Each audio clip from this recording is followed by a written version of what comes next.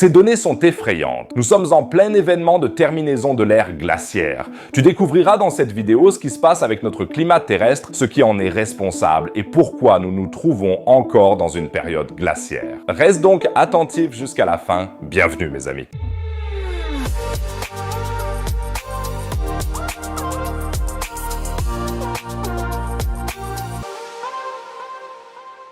Nous vivons dans une ère glaciaire. Je sais qu'avec les températures actuelles, cela n'a rien d'étonnant, mais c'est bien le cas. Et si tu veux faire fondre l'âge de glace, je te serai très reconnaissant de t'abonner à la chaîne. C'est absolument gratuit, tu ne manqueras plus aucune vidéo galactique et cela m'aide énormément. Merci beaucoup, merci beaucoup.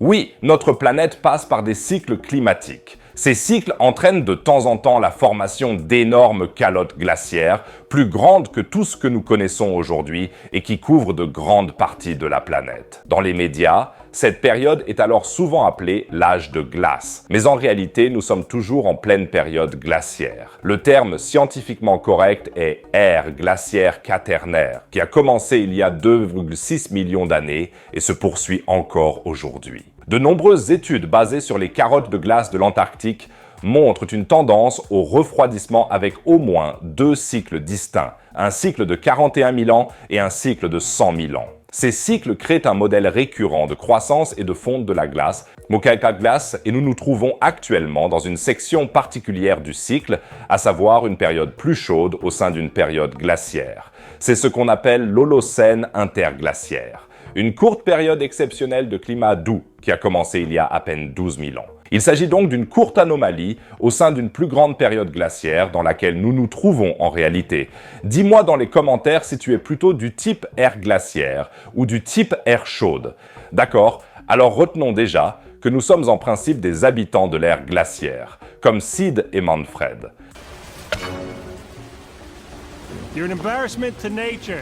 Ces cycles climatiques terrestres ont des causes incroyablement complexes. L'un des facteurs les plus importants est ce que l'on appelle les cycles de Milankovitch. Il s'agit de variations à long terme de l'orbite et de l'inclinaison de la Terre qui influencent la quantité et la répartition de la lumière du Soleil qui atteint la Terre. Ces cycles comprennent les changements de l'excentricité de l'orbite terrestre, la précession de l'axe terrestre et l'inclinaison de l'axe terrestre. Ces changements orbitaux entraînent des variations climatiques importantes, y compris le début et la fin des périodes glaciaires. En modifiant le rayonnement solaire, ils influencent les températures globales et peuvent ainsi déclencher des périodes de réchauffement et de refroidissement sur des dizaines de milliers d'années.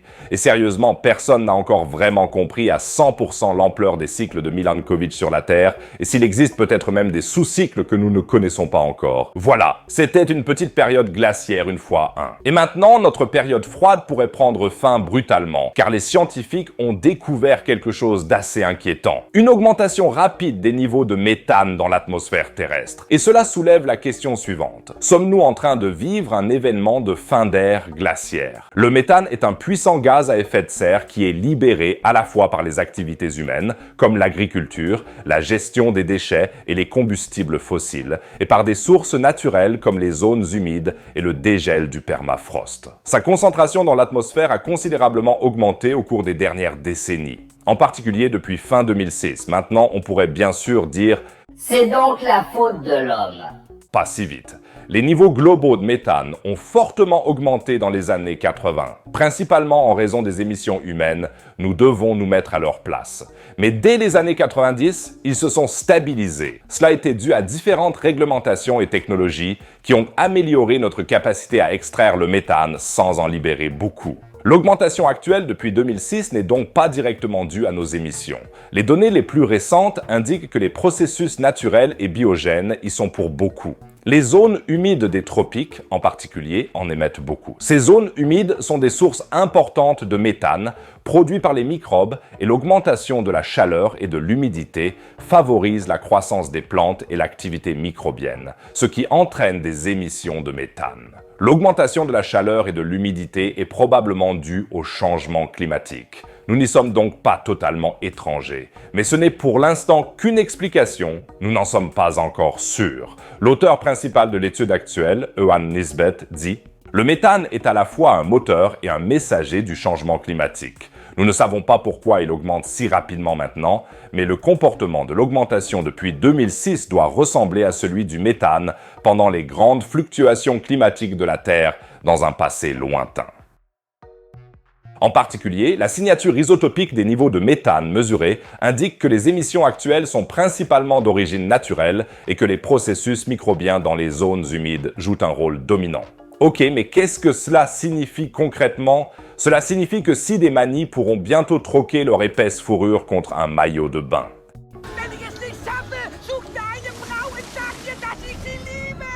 Car si l'augmentation actuelle du méthane s'avère être le précurseur d'un nouvel événement de terminaison, les conséquences sur le climat mondial pourraient être considérables. Dans le passé, de tels événements ont entraîné des changements dramatiques de la température et des précipitations et pourraient avoir des effets similaires aujourd'hui, jusqu'à ce qu'ils puissent conduire à la fin de la période glaciaire actuelle, car nous savons, grâce aux études des cycles climatiques passés, qu'une augmentation du méthane annonce précisément une telle terminaison de l'ère glaciaire. L'étude dit ceci. Il est possible que l'augmentation actuelle du méthane se situe dans la marge de fluctuation de l'Holocène, mais il est également possible que l'augmentation du méthane et le déplacement des isotopes indiquent qu'une restructuration à grande échelle du climat naturel et de la biosphère est en cours. On peut grossièrement diviser l'ensemble du cycle de terminaison en 3 phases. D'abord une augmentation du méthane et du CO2, puis un réchauffement global pendant quelques milliers d'années, et enfin une augmentation singulièrement forte de la température, généralement causée par une poussée de méthane, qui dure alors aussi plusieurs milliers d'années. Ces terminaisons, qui durent donc au total plusieurs milliers d'années, ont donc souvent une phase très soudaine qui ne dure que quelques décennies. Cette phase se termine ensuite par une grande émission de méthane qui fait encore monter les températures et augmente dramatiquement le niveau de la mer. La dernière fois que cela s'est produit, la Terre s'est réchauffée d'environ 3 à 4 degrés et la toundra s'est transformée en zone tropicale. Si Ewan Nisbet a raison, c'est exactement ce qui vient de se passer. J'ai mis un lien vers l'étude sous la vidéo et je te tiendrai au courant de tous les développements actuels à ce sujet, bien sûr, seulement si tu suis la chaîne, alors n'hésite pas à le faire maintenant. Sous l'Allemagne aussi, il y a un témoin des temps anciens, et c'est, tiens-toi bien, un énorme volcan. Tu as bien entendu, juste sous Berlin, se trouve un volcan vraiment gigantesque, qui s'élevait autrefois à 2000 mètres de hauteur et s'étendait sur plusieurs kilomètres. Pourrait-il encore entrer en éruption et détruire Berlin? Tu trouveras toutes les informations dans la vidéo ci-dessous. N'hésite pas à le regarder, c'est très intéressant. Et si tu veux soutenir la chaîne, n'hésite pas à faire un tour dans la boutique Astro. Sinon, je te dis à la prochaine vidéo. Au revoir les amis.